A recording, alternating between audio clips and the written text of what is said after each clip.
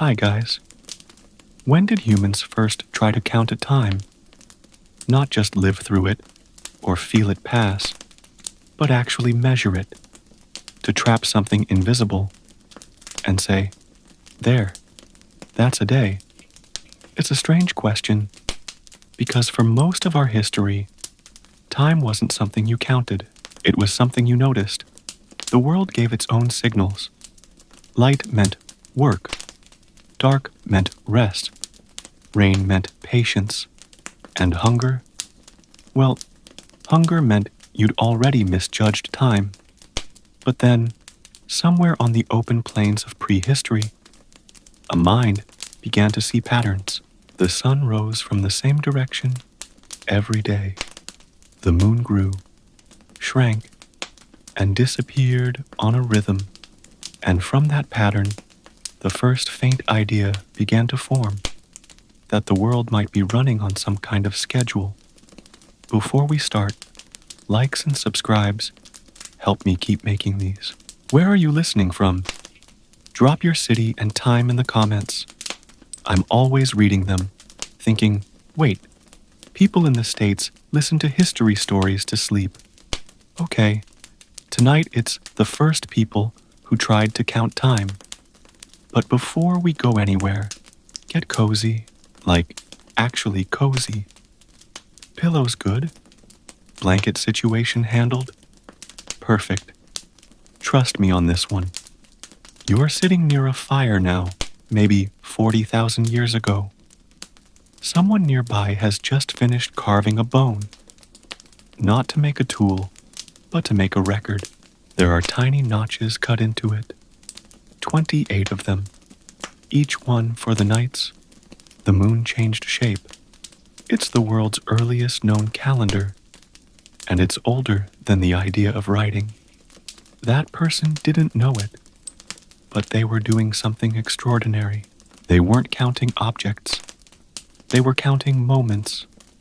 That simple act, noticing a pattern, marking it, expecting it to repeat, is the first flicker of science, religion, and history all at once. It's also the beginning of anxiety, because once you start tracking time, you realize it never stops moving. The moon became a mirror for early humans, a monthly reminder that even when the world feels unpredictable, the sky keeps its rhythm. Every waxing and waning was proof that life itself repeated: birth, death, return. That rhythm, etched into a mammoth bone, was the first heartbeat of civilization. Thousands of years pass, and humans are no longer just wandering. They're planting, building, settling, and now timing matters. In the Nile Valley, around 5000 BC, the flood is everything. When the river swells, it feeds the soil. When it doesn't, people starve. So the Egyptians start watching the sky for clues. One star, brighter than all the rest, disappears for weeks, then reappears right before the flood. That star, Sirius, becomes a cosmic clock. When it rises at dawn, it means the new year has begun. The Egyptians mark it carefully. They divide the year into 12 months of 30 days each, plus 5 bonus days for festivals. Those 5 were days outside of time, when work paused and music returned. It's the first time a civilization treated time not as mystery, but as math. But measuring years wasn't enough. They wanted to carve up the day, too, so they planted tall obelisks and watched the shadows crawl. When the shadow was shortest, it was noon. When it stretched again, evening was near. Eventually, they divided daylight into 12 parts. Not because 12 had meaning, but because it fit nicely. 12 daylight hours, 12 at night. A perfect symmetry that would haunt timekeeping forever. In temples, Priests kept time with dripping water clocks. Each slow droplet measured a prayer, a ritual, or a change in duty. And though the system wasn't perfect, the feeling was new. Time could be trusted. For the first time, humans weren't just surviving inside the seasons. They were working with them, planting, celebrating, and worshiping in rhythm. It was order drawn from sunlight and shadow. Egypt had built not only pyramids, but the first human partnership with time. And like every good partnership, it would prove impossible to break. While the Egyptians were tracing shadows in the sand, another civilization was busy drawing numbers in clay. Mesopotamia, the land between the Tigris and Euphrates, had its own way of taming chaos. And if Egypt gave the world the calendar, Mesopotamia gave it the clock. The Sumerians didn't just farm, they organized. They built cities, temples, irrigation canals, and they wanted everything to run on schedule. So they began dividing their world into neat, repeating patterns, time included. They used a base 60 system, sexagesimal, which sounds complicated, but made sense when you're counting with both fingers and knuckles. That simple choice is why, thousands of years later, your clock says 60 minutes, not 100.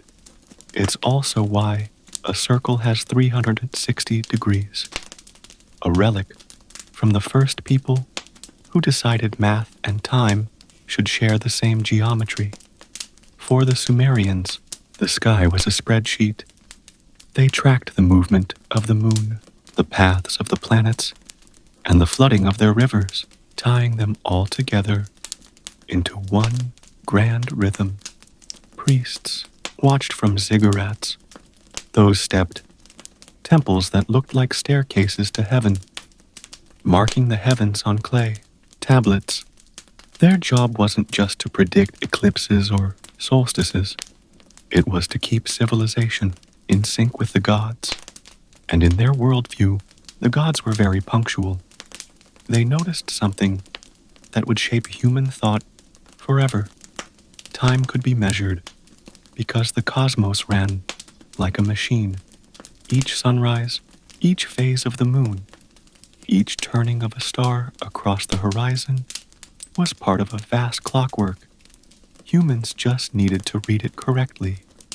Out of this came not only calendars and hours, but astrology. The idea that the same stars that told you when to plant could also tell you who you were. If the heavens could track days, maybe they could track destinies. So in the cradle of civilization, time became both sacred and mathematical. Half religion, half arithmetic. Every record they made in clay was a promise to the future. We understand the rhythm. We can repeat it. We belong to the pattern. The Sumerians didn't just measure time. They turned it into architecture, policy, and prophecy. And in doing so, they gave humanity its most dangerous illusion, that time could be controlled. From Mesopotamia, the idea of measured time drifted east, carried by merchants and farmers, and found a new home in ancient China. Here, time wasn't just counted, it was balanced. To early Chinese thinkers, time wasn't a straight line or a divine schedule. It was a cycle. The sun rose, the moon fell, dynasties bloomed and faded, just like the seasons. Everything breathed in yin and yang, the endless exchange of light and dark, motion and stillness. Around 2000 BC, Chinese astronomers were already charting the skies with quiet precision. They built bronze instruments to follow the sun's shadow across the year, marking solstices and equinoxes, and aligning temples with celestial north. They didn't just record time, they harmonized with it. In the royal courts, keeping time wasn't a small job. It was cosmic responsibility. If the emperor's calendar fell out of sync with the heavens, it meant heaven's favor had slipped. To lose track of time was to lose the mandate to rule. So, astronomers became priests of order, sacred bureaucrats with star maps. The Chinese calendar blended lunar and solar cycles, adjusting months with intercalary additions. The world's first leap months, where others saw time as a repeating loop. They saw it as a breathing circle, precise, yes, but alive. Every harvest, every festival, every royal decree depended on this rhythm. Farmers needed it. Temples timed their offerings to it. And scholars spent nights in cold observatories, staring through bamboo tubes at a sky that refused to stay still. They noticed that the North Star, the sky's still point, slowly shifted over centuries. It was the first whisper that even the universe itself was not eternal in its motion, that nothing, not even heaven, stands perfectly still. And yet, for all its precision, the Chinese idea of time was deeply human. It wasn't about control, it was about harmony. People weren't supposed to master time. They were supposed to move with it, like reeds in water. To live well meant to live in rhythm. By the time of the Shang and Zhou dynasties, China had invented the 24 solar terms, still used in East Asian calendars today. Tiny, poetic markers of the year's breath, names like awakening of insects, white dew, and grain in ear. Each one a reminder that time isn't just math. It's poetry written in the sky, far to the south and east, across river plains and mountain ranges. Another civilization was listening to the rhythm of the world, not just watching it, but chanting it. In ancient India, time wasn't only a pattern in the sky. It was a presence, sacred, breathing, endless, where Egypt measured time by the sun and Mesopotamia by numbers. India measured it by sound. The oldest Hindu hymns, the Vedas, speak of a universe born from vibration, a single cosmic syllable, Om. From that sound, everything flowed. Day and night, seasons, years, and eventually, the great cycles of creation and destruction. To the early Vedic people, time didn't march forward. It turned like a wheel.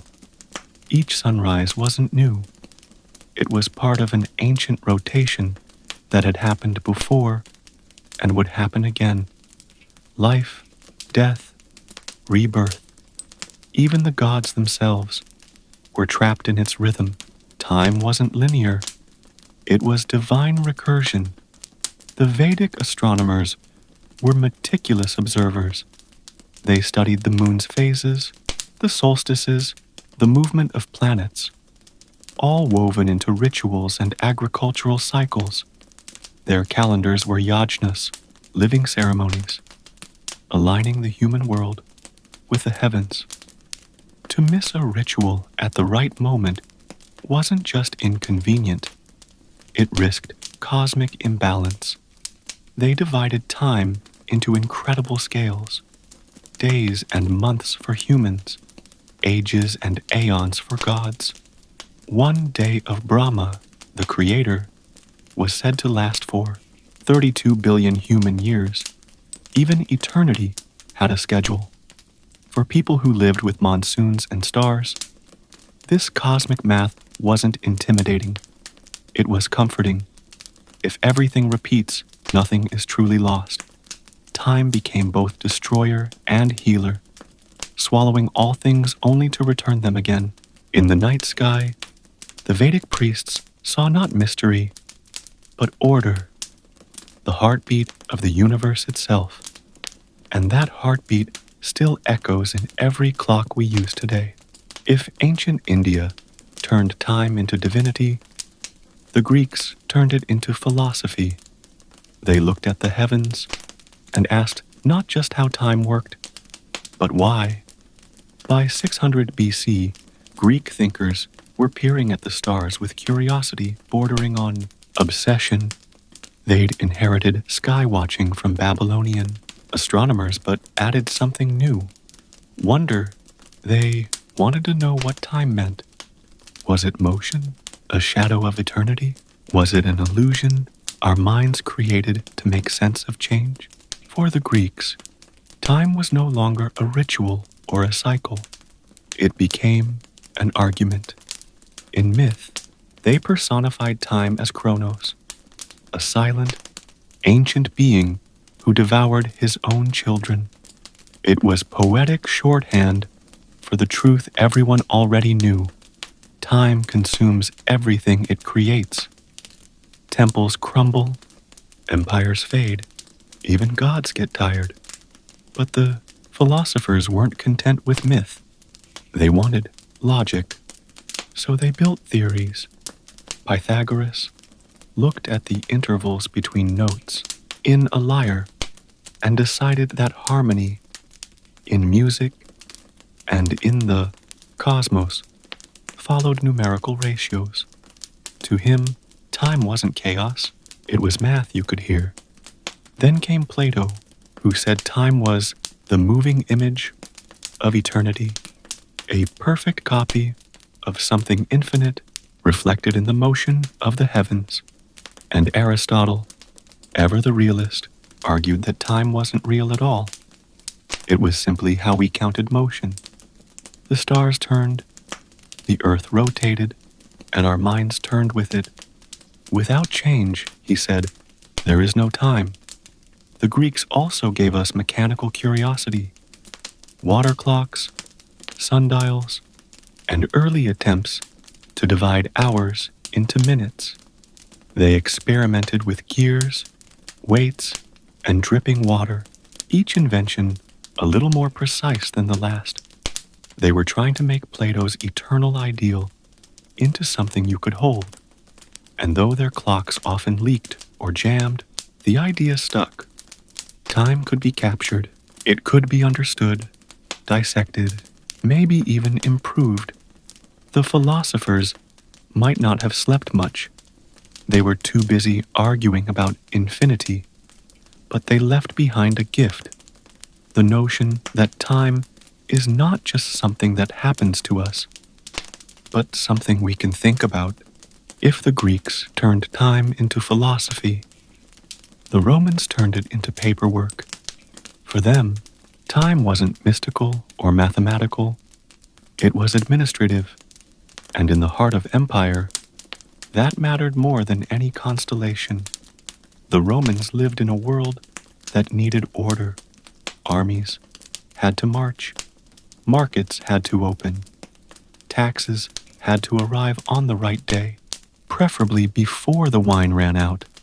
So, they took the old lunar calendars of earlier peoples and began editing them, sometimes carefully, sometimes like a toddler with scissors. Their months were messy, their leap years inconsistent, and their priests held the authority to adjust time as they pleased. For centuries, the calendar was a political toy. A clever priest could delay an election or extend a consul's term simply by adding a few extra days. Time, in Rome, was negotiable. Enter Julius Caesar. Not content with conquering Gaul, he decided to conquer the calendar too. In 46 BC, he consulted the Alexandrian astronomer Sosigenes and launched a reform, the Julian calendar. Days, one extra every 4 years. Simple, predictable, bureaucratically satisfying. It was a calendar built for empire, one that could be carried from Britain to Syria and mean the same thing everywhere. No matter where a legion marched, the date would follow. But Rome's obsession with time didn't stop at the year. They wanted control of the day. Sundials appeared in public squares. Water clocks ticked through court sessions. For the first time in Western history, people could argue about being late. And beneath it all was a subtle truth. By organizing time, Rome organized life. From military routines to market hours, they turned the rhythm of the heavens into a rhythm of empire. And when the empire finally fell, its shadow lingered, measured, scheduled, and stamped into the hours we still use. In a way, Caesar's greatest conquest wasn't territory. It was Tuesday, east of Rome, across mountains and deserts. Another great power was watching the sky, but with a different purpose. In ancient Persia, time wasn't something to control. It was something to protect. Zoroastrianism, the religion that shaped Persian life, saw time as sacred, not endless or circular like in India, but a long, deliberate struggle between light and darkness. It began with creation and would end, someday, with renewal, a timeline written by the gods themselves. The Persians called this Zervan, or boundless time. It was both a deity and a principle, the ultimate force, from which even gods were born, and it was impartial. Time, to the Persians, was not kind or cruel. It was balance. Persian astronomers built their calendars with quiet precision. The year was divided into 12 months of 30 days, with 5 additional Gatha days, moments outside the normal flow. Those days were dedicated to reflection and renewal. Essentially, ancient Persia invented the spiritual version of a long weekend. They celebrated Nowruz, the new year, at the spring equinox, a festival that still endures today. It marked the victory of light over darkness and the promise that the world's rhythm would continue. Families cleaned their homes, lit fires, and waited for dawn to rise evenly across the sky. It wasn't just astronomy, it was faith, written in daylight. Persian kings also used time as power. Their empire stretched so wide that dawn rose on one border while the other was still in night. Yet everywhere, time was coordinated by the king's calendar, a unifying rhythm across thousands of miles. In their temples, sacred fires were kept burning without interruption. Day, night, century after century, priests tended them in shifts, ensuring that flame never died. The fire was time itself, constant, patient, unstoppable. And when Greek travelers later visited Persia, they were astonished not by its riches, but by its silence, a civilization so in tune with order that even its clocks seemed to whisper. For the Persians, time wasn't a tool or a problem to solve. It was a promise that every ending would lead to a beginning, and that even empires burn in rhythm with the stars. Somewhere between the ancient rivers and rising empires, a new idea began to take shape, that time might not loop forever, but move forward. For thousands of years, humanity had treated time like a circle. Seasons repeated, the moon returned, empires fell and rose again, and everything seemed to recycle endlessly. But among the early Hebrews, something different stirred. They told a story not of cycles, but of journeys, a world with a beginning, Genesis, a people with a destiny, Exodus, and a future that would someday arrive, once and for all. in that story, time wasn't a wheel anymore. It was a path. This shift was quiet, but revolutionary. The Hebrew calendar still followed the moon, but their philosophy followed purpose. History, they said, was not an endless replay of nature's patterns.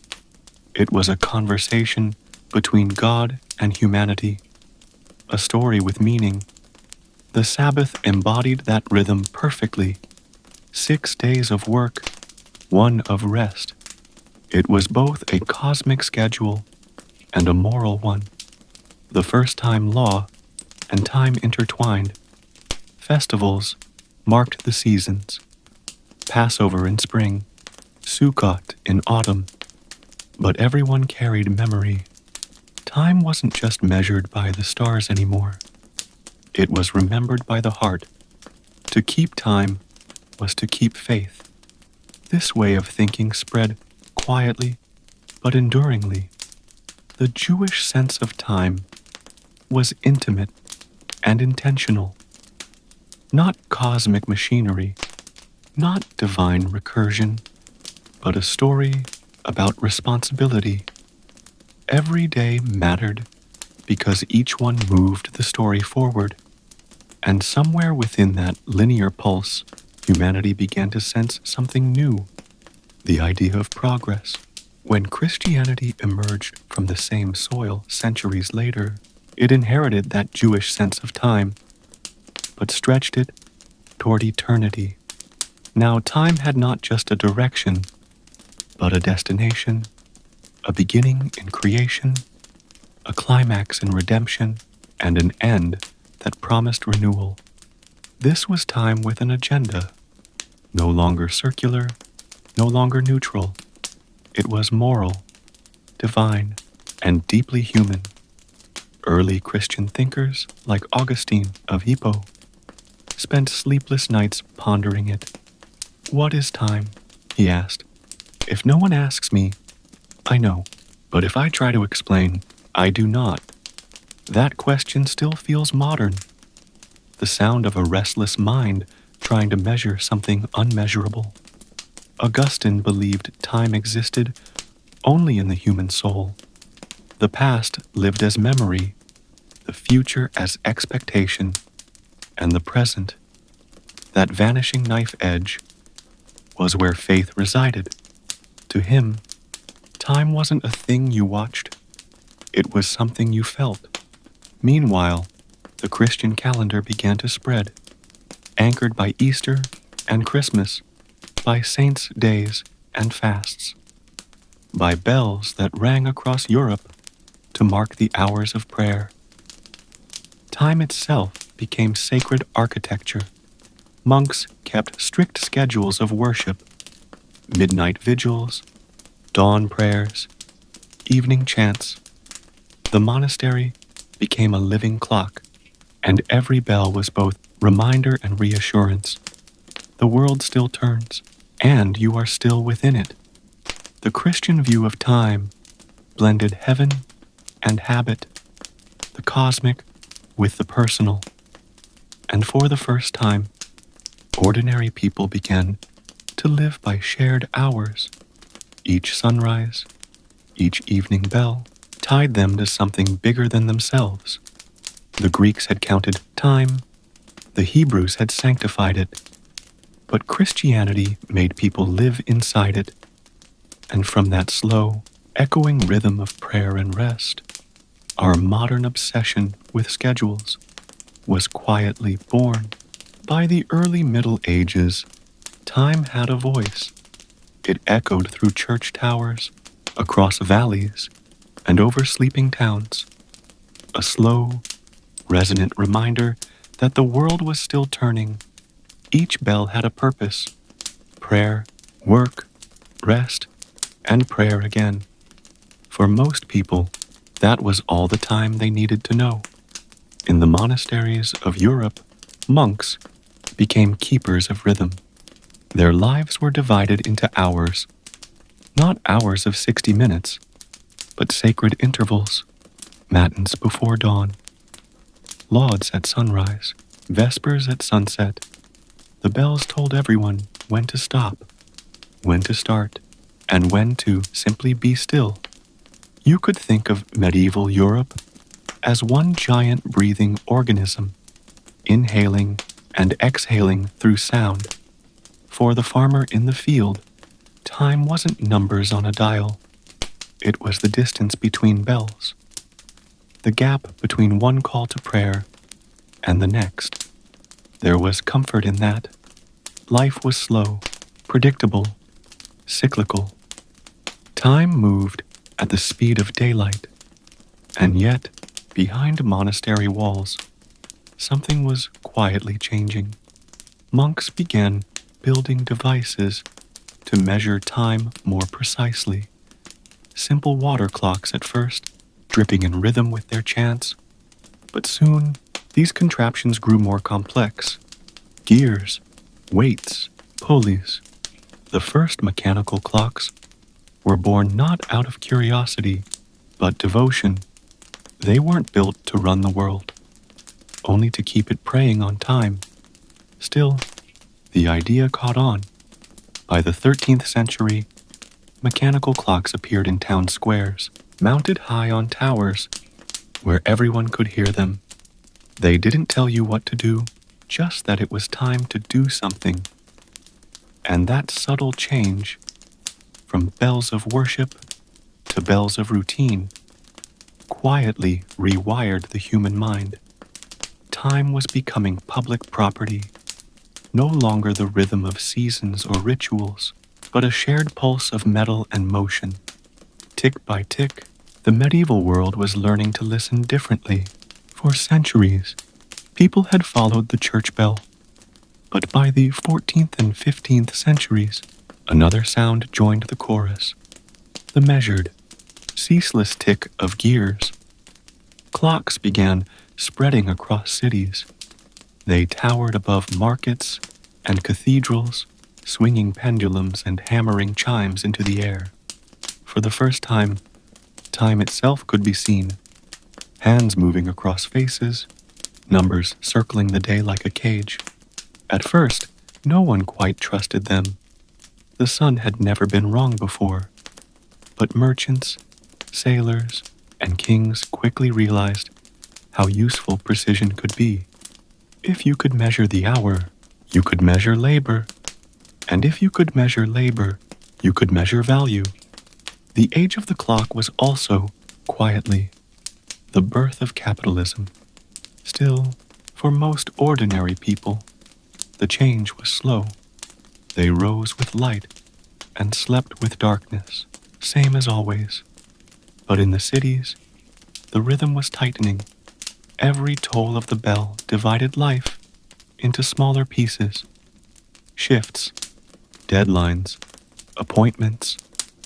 Time had gone from sacred to scheduled, and yet there was beauty in it too.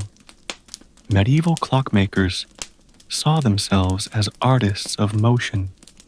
Their machines weren't just tools.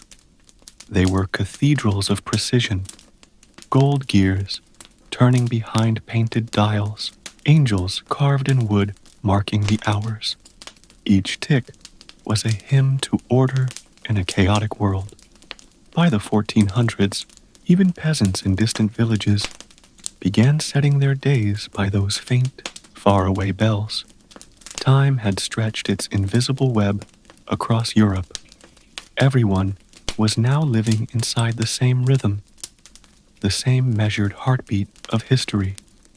And though no one realized it yet, those tiny ticking gears were the first whispers of a new age, an age of maps, machines, and measurement, where time itself would soon become humanity's most valuable invention. By the time the Renaissance dawned, humanity had fallen in love with precision. Painters studied light as though it were measurable. Scientists began charting the heavens, not with prayers, but with math. And behind it all, the tick of the clock kept growing louder. In cities like Florence and Nuremberg, clockmakers became celebrities. They were part engineer, part magician, bending brass and steel to capture something invisible. Every improvement, every new escapement or gear made time just a little more obedient. And once time could be trusted, the world began to expand.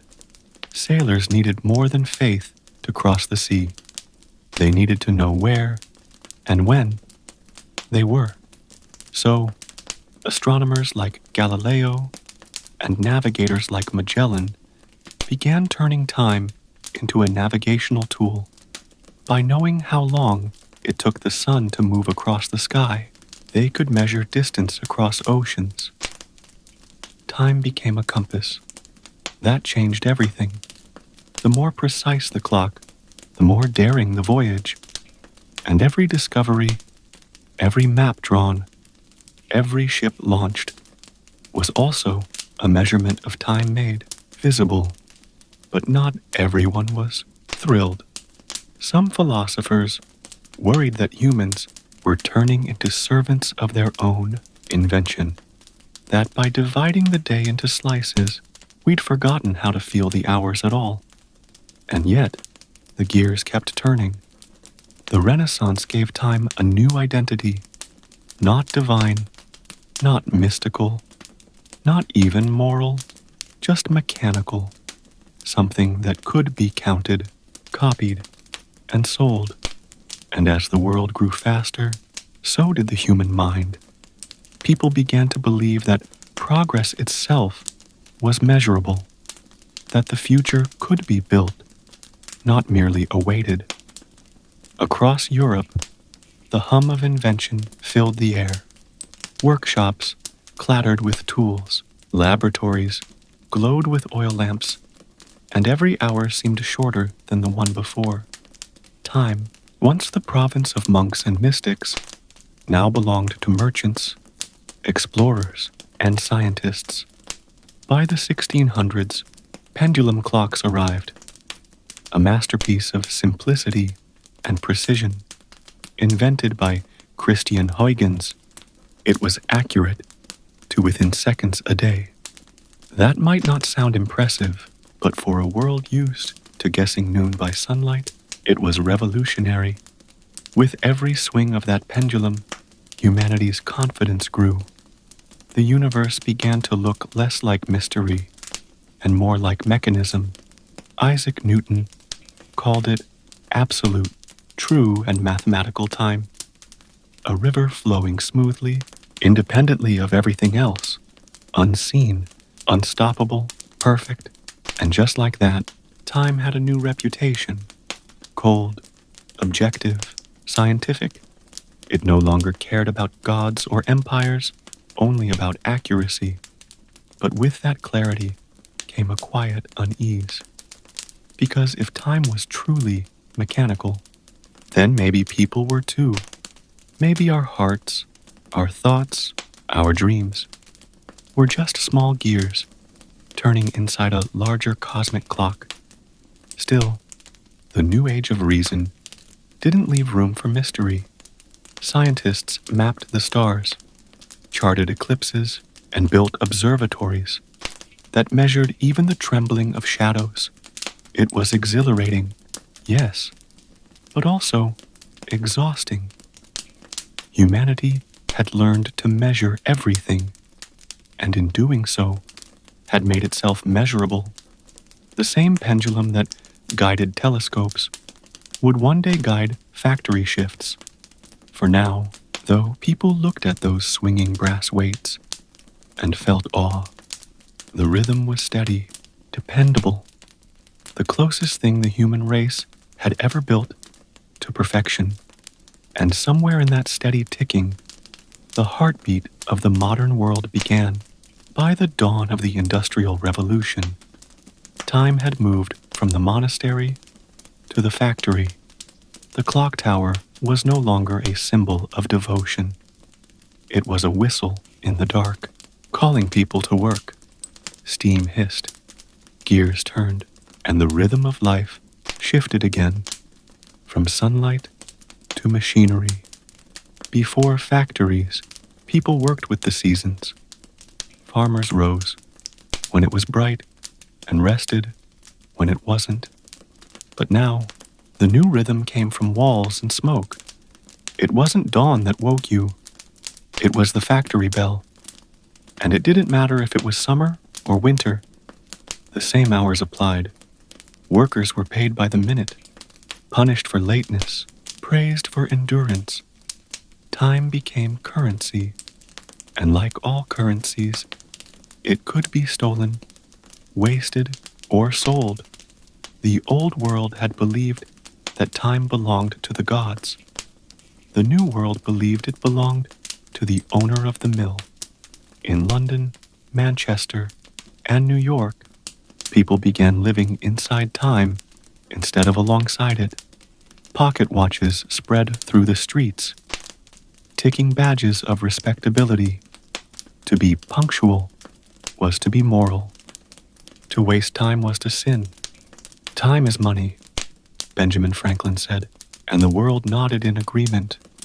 The strange part was how invisible it all felt. No one really noticed that the rhythm of the planet had changed. The same hours that once measured prayer now measured productivity. And somewhere between the click of a watch and the hum of a loom, humanity forgot how to rest. Still, the factory towns were alive with invention. Engines, locomotives, steel. Every second mattered. Every motion counted. And for the first time, the human body itself was expected to keep pace with the machine.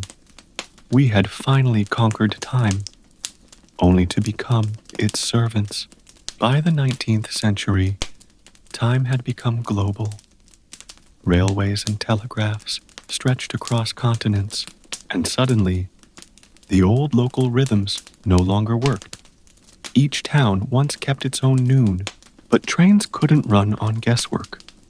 A minute's delay could mean disaster. So in 1884, delegates from around the world met in Washington, D.C., and did something audacious. They standardized time. They drew imaginary lines across the earth, dividing it into 24 neat slices. Time zones. Greenwich, in England, was declared 0, the prime meridian, the line that decided when today ended and tomorrow began. It was a moment both logical and absurd. Humanity had taken something vast, ancient, and cosmic, and reduced it to a chart. But it worked. The trains ran smoother. Telegraphs synced perfectly. The world's heartbeat finally clicked in unison. The cost was subtle. Local noon, once a personal, almost sacred thing, vanished. No one looked at the sun to tell the time anymore. People looked at clocks, and clocks looked to Greenwich. In factories, in offices, in ships and schools, the same rhythm echoed. For the first time in history, a person in Tokyo and a person in Paris could look at their watches and agree on the minute. It was unity, mechanical, impersonal, unstoppable. Still, there was wonder in it. For the first time, the human race had built a shared pulse.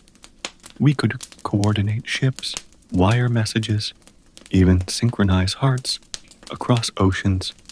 But deep down, something had changed. Time no longer belonged to the heavens. It belonged to us, to timetables, to wires, to industry.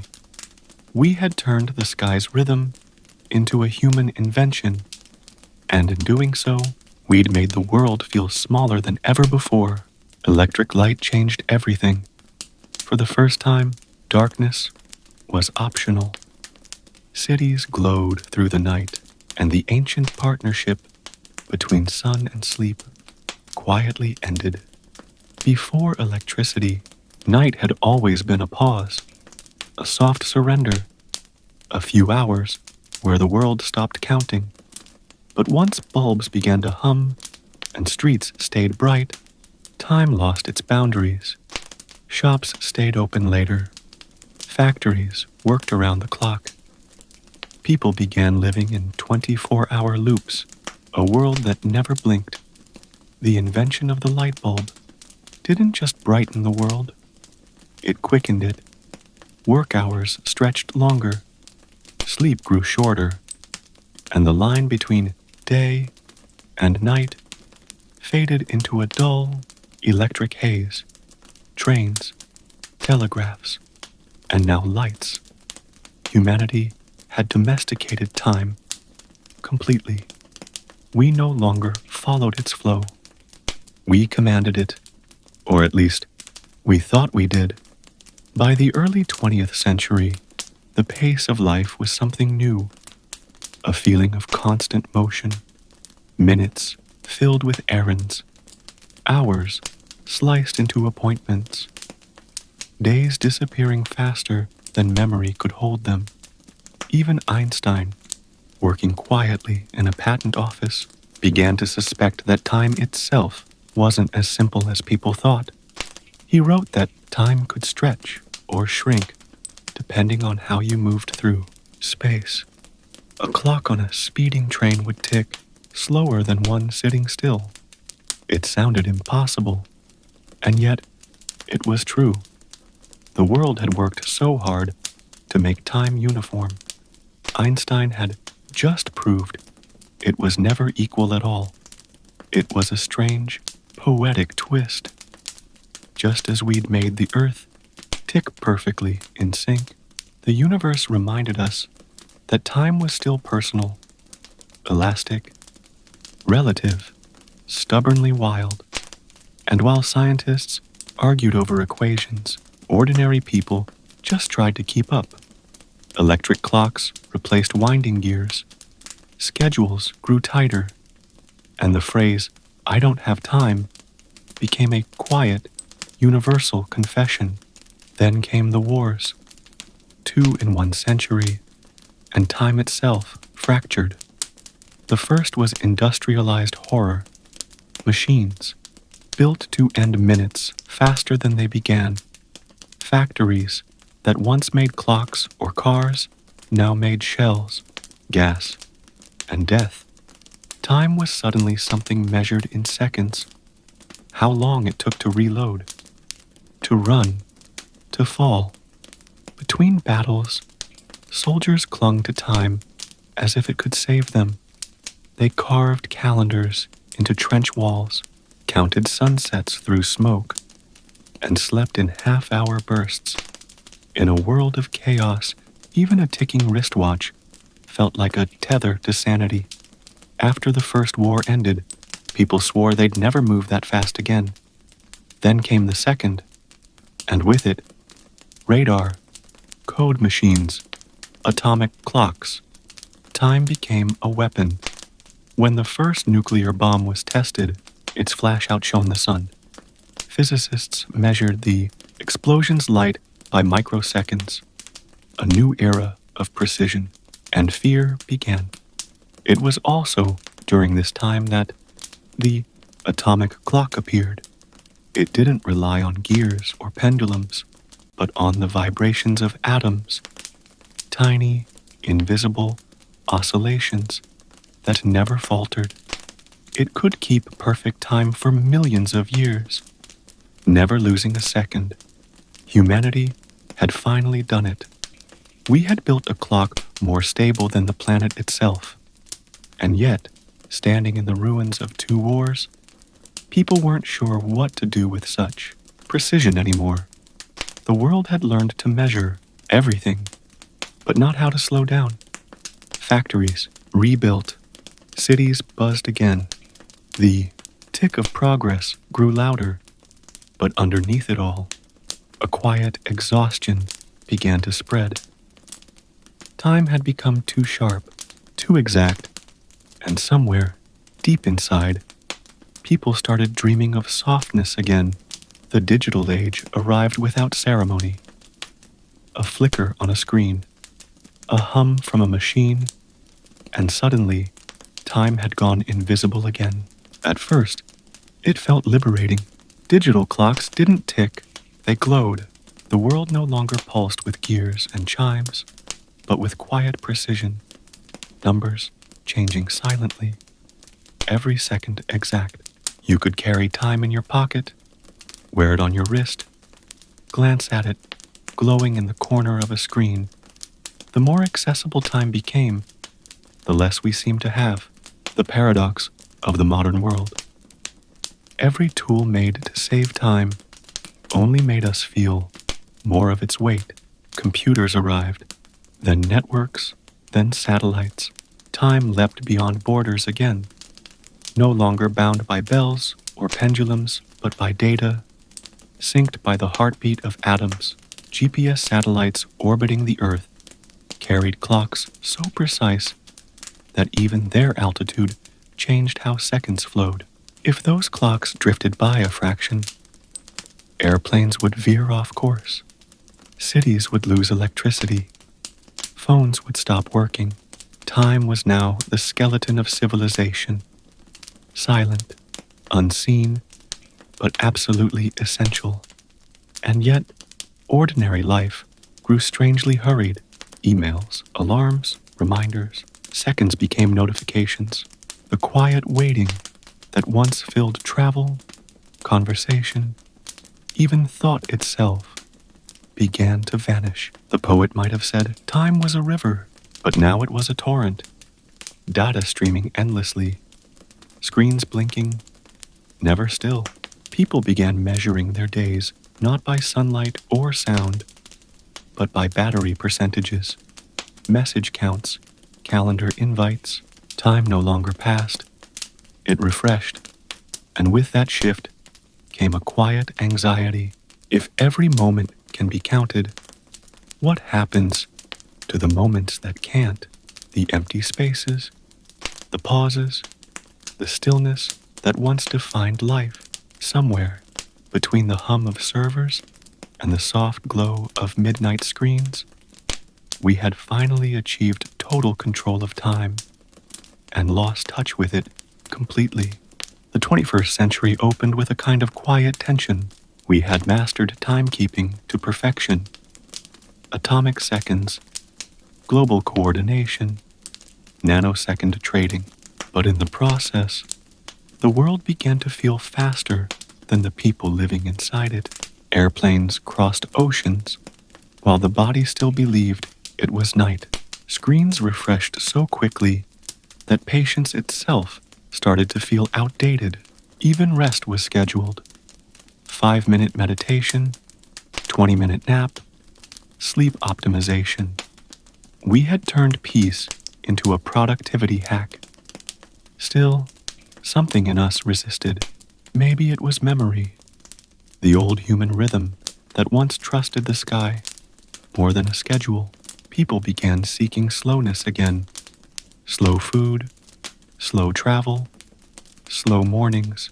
As if by naming it, we could coax it back. Artists began making work that unfolded painfully, deliberately slowly. Writers stretched sentences like deep breaths. Even some cities began dimming lights earlier, a small rebellion against the 24-hour hum. In science, physicists discovered that time itself isn't a steady flow at all. It ripples, it bends around gravity, black holes slow it, cosmic expansion stretches it. Even the universe doesn't keep a perfect time. It was humbling and a little comforting. After centuries of trying to measure the unmeasurable, we were reminded that perfection doesn't exist, not even in physics. Time, it turned out, was never really ours to command. We can measure it, name it, sell it, and waste it, but we'll never own it. And maybe that's what makes it beautiful. It keeps slipping through every invention, every clock, every hand, every age. A quiet reminder that even in a world of precision, life itself is still gloriously imprecise. In the blur of the modern century, a strange counter-movement began to grow, a quiet rebellion against hurry. People started turning their clocks backward. Metaphorically, if not literally, they cooked slowly, grew herbs on windowsills, took long walks without phones. A few even deleted every app that promised to save time. Because saving time, they'd realized, had never actually saved them. Mindfulness became a global whisper, the idea that you could step outside of the rush, even for a breath. Monks had once measured hours with bells. Now office workers used meditation timers. The old rhythm had returned, stripped of robes and incense, but carrying the same wish, to remember what a moment feels like. Everywhere, people searched for a way to listen again, to raindrops, to silence, to themselves. It wasn't nostalgia, it was repair. For a few minutes of stillness, the endless scrolling stopped, and something ancient stirred. The feeling of being present, a moment not measured or posted, but simply lived. Maybe that's the paradox of progress. The more we master time, the more we crave its surrender. And so, the 21st century found itself circling back to something prehistoric, sitting by a light, watching shadows move across the wall. Meanwhile, above the noise of Earth, astronauts began keeping a different kind of time. Orbiting at thousands of kilometers an hour, they saw 16 sunrises a day, morning, evening, morning, evening. A pattern so fast, it blurred into one continuous glow. In space, time loses all meaning. Clocks run a little slower there. Einstein was right about that. But perception runs faster. Every minute feels like both everything and nothing. Astronauts talk about it in soft, reverent tones. The way days dissolve into light. The way the planet below looks timeless. From up there, all our divisions, calendars, borders, schedules, seem like faint pencil marks on something infinite. On the International Space Station, they keep coordinated universal time, a compromise between science and sanity. It's a gentle fiction, a way to pretend that morning and night still exist when they don't. And yet, the irony is beautiful. After thousands of years of staring up, humans finally went above the sky and found no time at all. They still carry watches, still mark shifts and meals, but mostly they follow a quieter rhythm, one set by the body, by hunger, by fatigue. In a way, the astronauts have returned to something ancient, the same natural time our ancestors once followed by firelight. Maybe that's what the universe wanted us to remember, that no matter how far we travel, time isn't really measured by the ticking of machines, but by the simple act of being awake to it. Everyone lives inside their own clock. No two people experience a minute the same way. Ask a child to wait 5 minutes, and it feels like eternity.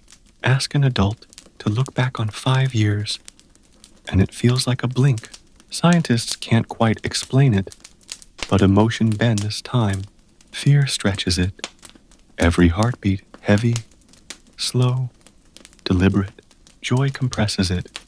Hours that disappear into laughter. Grief stops it entirely. And love, the strangest of all, makes it vanish until you notice it's gone. Our brains don't actually measure time. They remember it.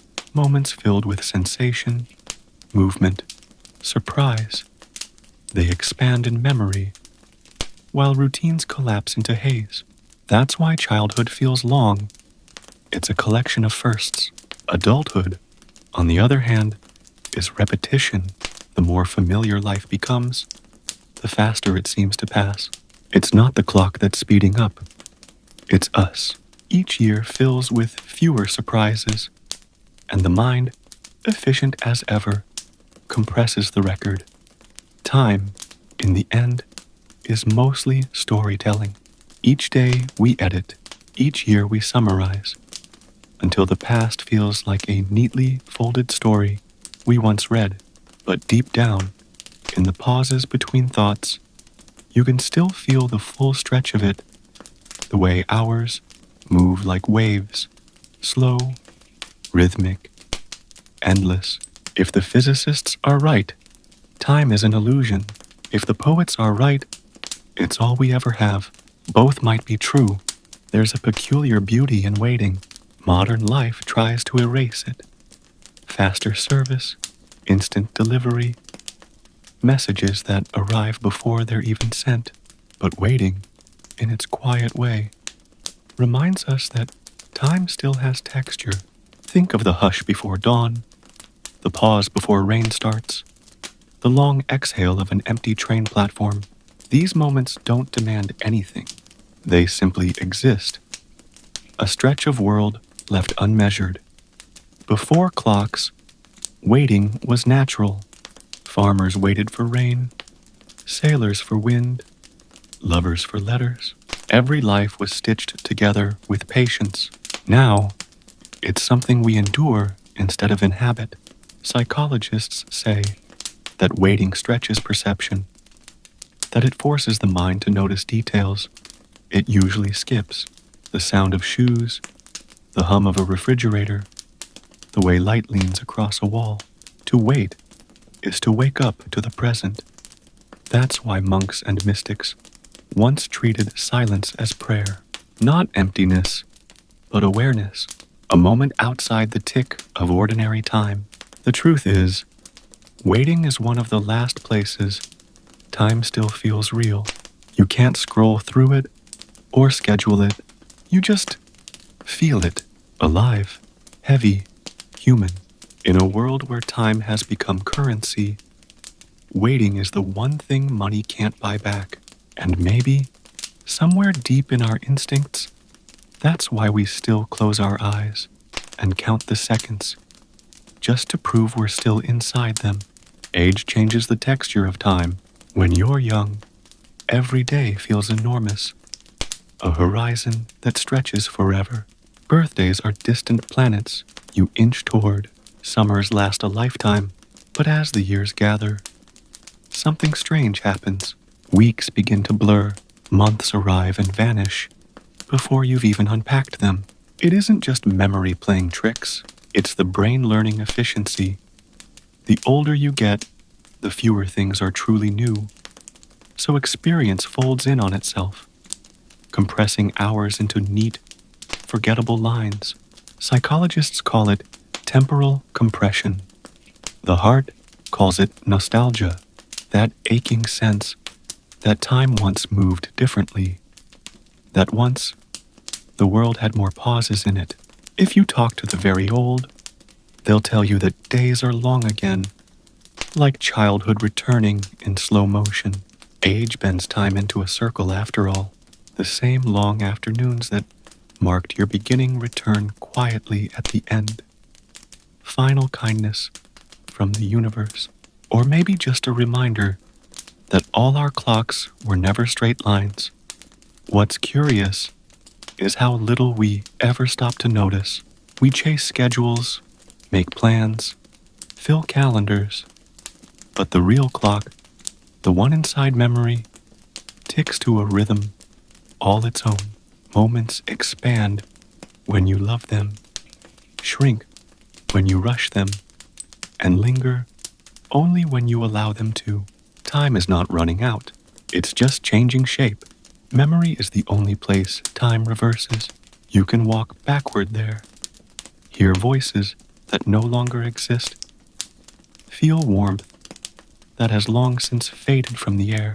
It's a kind of quiet miracle, this ability to revisit the unrepeatable. Every memory is a preserved second, a bead of stillness held inside the motion of life. When you close your eyes and return to a childhood room or to a conversation you wish you'd stretched a little longer, you're proof that time doesn't only move forward, it folds gently In the human mind, scientists say memory isn't stored like a video. It's reconstructed every time you recall it. Each revisit changes it slightly, like smoothing sand with your hand. But that imperfection is what makes it alive. Every act of remembering is also an act of creation. We like to think of time as a strict keeper of truth, a series of marks no one can erase. But the past is soft, its edges rewritten by feeling. And maybe that's mercy, because it means we're not prisoners of what was. We're storytellers, polishing fragments into meaning. In the end, memory is how we negotiate with time. It lets us keep the good, soften the painful, and revisit the moments that remind us who we were. If time moves in one direction, memory is the gentle hand that reaches back, touching the trail we've left, whispering, "You were here." Some physicists say that time will end. Not tomorrow, not in any human lifetime, but one day, far beyond imagining, when the stars exhaust their fuel and the universe goes cold. They call it heat death, the moment when everything slows, every atom stills, and no clock can tick, because there's no energy left to move it. A kind of cosmic sleep. It's a thought both terrifying and soothing. Terrifying, because it means even eternity has an expiration date. Soothing, because it reminds us that everything, from galaxies to small human worries, shares the same fate, stillness. But that ending is only one story. Some scientists imagine something else. A universe that might pulse again, collapsing inward, then blooming outward, forever breathing, forever resetting the clock. The same old question returns: is time a line or a loop? Even with equations and telescopes, no one really knows. And maybe that's the point. Maybe time was never meant to be solved, only noticed. A companion that walks with us until we can no longer count its steps.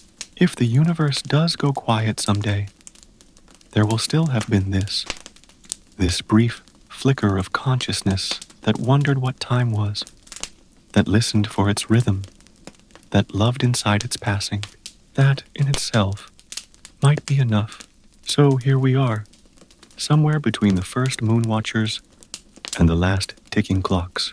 Thousands of generations have tried to trap time, to define it, worship it, profit from it, and yet it remains what it always was, a mystery we live inside. From carved bones in firelight to sundials, pendulums, and atomic oscillations, the story has always been the same. Humans trying to hold still what never stays still. And through all of it, one thing hasn't changed: our desire to feel at peace within the flow. To lie down at night and believe that time, for a little while at least, has stopped pressing forward. Maybe that's what all these clocks and calendars were for. Not control, but comfort. A way of saying, we see you. Passing moments, we won't forget you. When you close your eyes now, think of how long it took to get here. From the first scratch of a stone marking the moon, to the quiet digital glow on your nightstand. Every age, every heartbeat, every thought, all resting in this single second you're living right now. And if you listen closely, beneath the hum of the room, beneath the tiny rhythm of your pulse, you can still hear the oldest sound in the world, the steady, gentle movement of time itself. It's not rushing, it's not judging, it's simply passing and carrying you softly with it. So breathe, let the centuries fade and drift back into the same silence that once surrounded the first people who ever tried to count time. And now, let it all go. You've traveled far tonight, across centuries and empires, through candlelight and clockwork, through all the ways humanity has tried to make sense of a single passing moment. But none of that matters now. You don't have to measure or plan or hold on. You don't even have to think about what comes next. Time will take care of itself. It always does. Take a slow breath. Let it arrive easily, the way waves slide up against a quiet shore that's been waiting for them all along.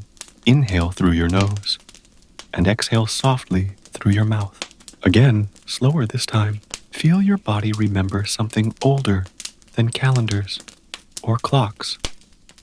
Rhythm. Every inhale is a sunrise. Every exhale a sunset. You've been keeping time since before you even knew what time was. Your heart, steady and patient, is the oldest clock you'll ever know. The room around you begins to soften. Edges blur. Shadows stretch into one another. And everything becomes a little less defined, a little quieter. You are no longer inside a day or a date. You're floating between seconds in that weightless space where thoughts lose their edges and melt into light. If you listen closely, you might still hear faint echoes of all those who watched the same stars before you.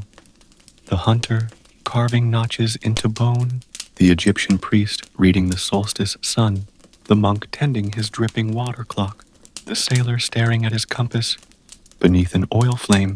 They're all part of the same long, unbroken breath of history.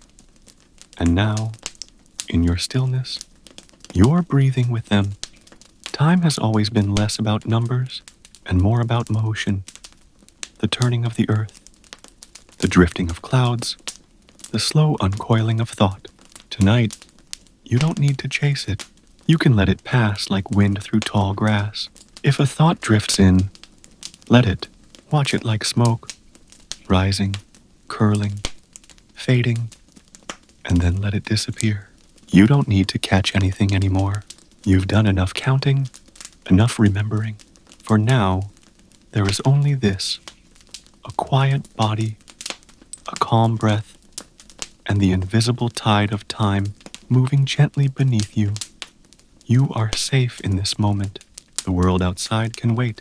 Everything that needed to happen today already has, and everything that's coming tomorrow will arrive right on schedule. You don't have to hold the clock anymore. You can rest inside it.